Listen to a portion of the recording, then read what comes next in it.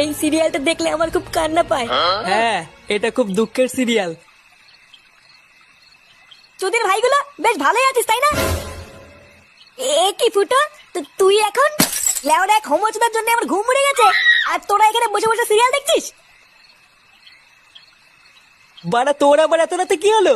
এত খোঁচে আছিস কেন? লেওরা খানকির চেয়ে শালার জন্য আমার বাড়িতে টাকাই দায় হয়ে গেছে। চুদির ভাই হোমোচোদার বাল প্যান্ট খুলে দিচ্ছে, প্যান্টের ভিতরে হাত ঢুকিয়ে নাড়ি দিচ্ছে। বোধহয় এইভাবে কি থাকা যায় নাকি? এই গার মেরেছে ফুটো, তোর শালা যে এইরকম, এ তো আগে জানতাম না। ভোদা জানবি কি করে আমার শালা যে হোমোচোদা সবাইকে বলা যায় নাকি?